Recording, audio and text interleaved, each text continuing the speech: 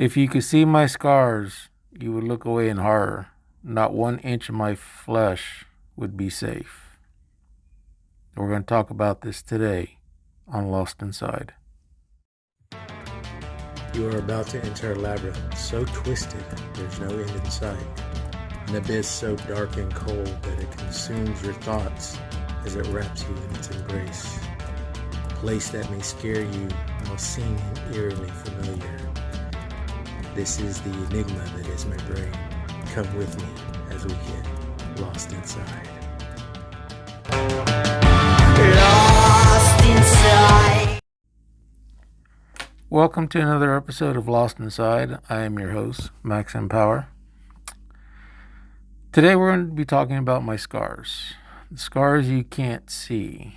They're invisible, primarily because they're mostly emotional scars.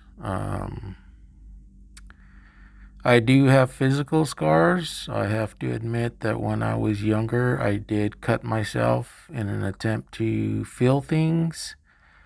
I do not recommend it. I did it. I hit it. It did not feel good. I thought I could at least feel something when I would cut myself, but alas, I did not. But there is a character in Batman who he's scarred up. He puts these little tally marks on him every time he does something bad. I forget what it is that causes the tally marks.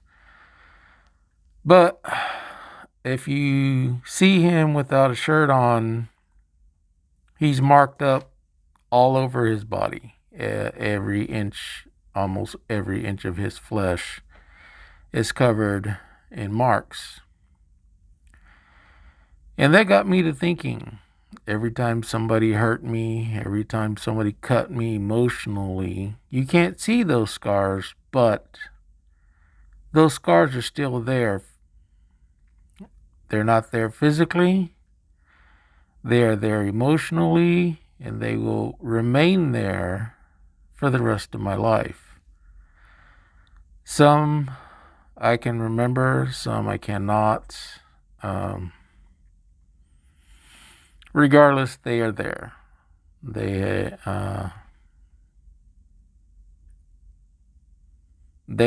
cut me pretty deep. Some have left. Some bled pretty well. Some have not. Some went away.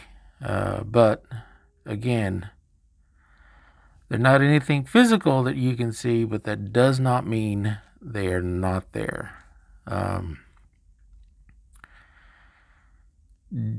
Just because you don't physically mark somebody does not mean that you do not mark them emotionally, that your words have meaning.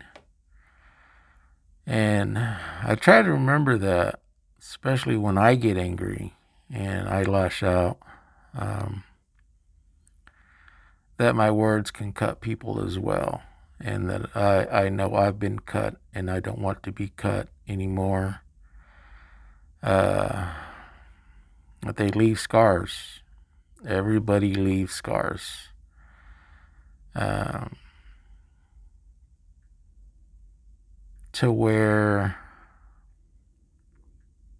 I wear a mask.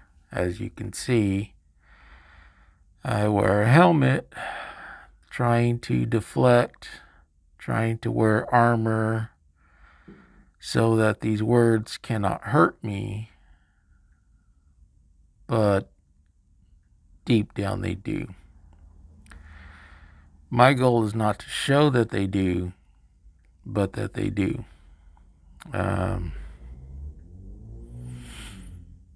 So sometimes you'll see me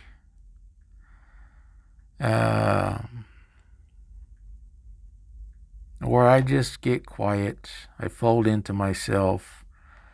I'm trying to heal is what I what's happening when that happens. But the pain is still there. The scar is there. And all I can do is just try to cover it up.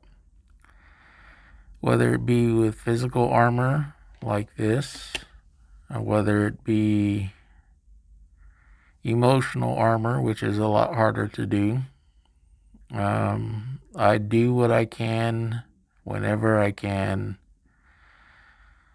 to try to cover up these scars so that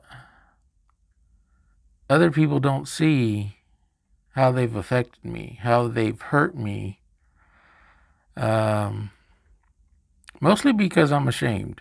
I'm ashamed of my scars. I'm ashamed of what I've done to myself. I'm ashamed that I've allowed others to hurt me in that way and that I've been helpless to stop them. And it took me a long time to realize that it's not that I was helpless to stop them. I just didn't know how. And to be honest with you, I still don't know how. I try not to let it get to me, but sometimes it still does. Sometimes it hurts, and sometimes it hurts a lot. But I'm still going to wear this mask. I'm still going to hide from people probably until the day that I die. I'm going to hide my true emotions because that's what I do. I don't want to relive and rehash some of these scars because they do cut deep. They cut very deep. And only I can relive them. As much as I don't want to, as much as I try not to, I still do. So, forgive the ramblings of myself. I'm trying something new. I need to get back to doing this podcast, to doing this now video log podcast, whatever you want to call it. But I still have my issues. I have my problems of being on camera, showing my face, showing my scars, letting people see the real me. So I have one of two options. I can let you see the mask, and I have different masks, or I cannot do anything at all. I cannot share my story. I can stay silent. Um, but by not sharing my story, by staying silent, the only person that really hurts is myself. I don't, I can't help anybody else, and I can't help myself if I stay silent. So for the time being, I'm going to try it this way. Um, I'm going to introduce you on the next podcast to my different masks. I know I have one more coming.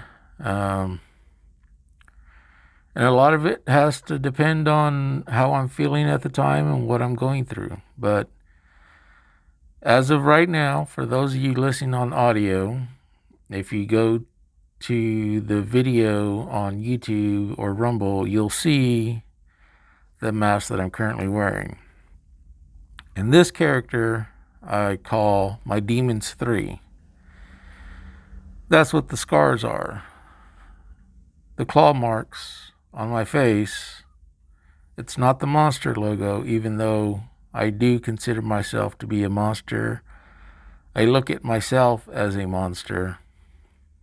But it's the claw marks of my three demons that are constantly fighting me, that are constantly trying to hurt me, that are trying to end my life. It's the constant struggle. This one is my Demons 3. This one is the one of when I'm at my darkest, when I'm at my lowest point. I wear this mask. This one is the hardest one for me to put on because it is the hardest one for me to take off. But I'm going to try this for you and for myself so that I stick around. Thank you for watching, and I'll see you next time. Thank you for listening. Every day I have to fight to stay alive, so I created I'm a Fighter along with free hugs merchandise.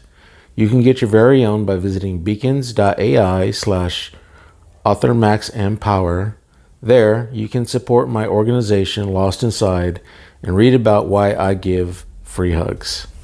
Again, that's beacons, beacons.ai/ArthurMaxMpower, AuthorMaxMPower.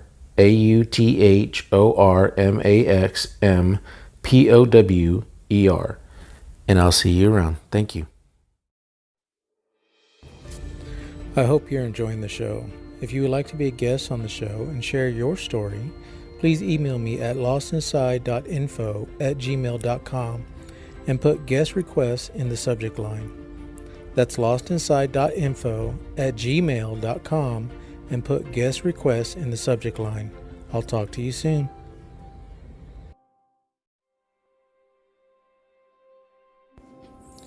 Lost Inside is written and produced by me, Max Power. The music used in the show is from the song How Do You Do by Palais Royale, a band that has helped my daughter to deal with her mental health afflictions. I do not own the rights to any of the music used here. Thank you for listening, and until next time, to quote two wise dudes, be excellent to each other and party on.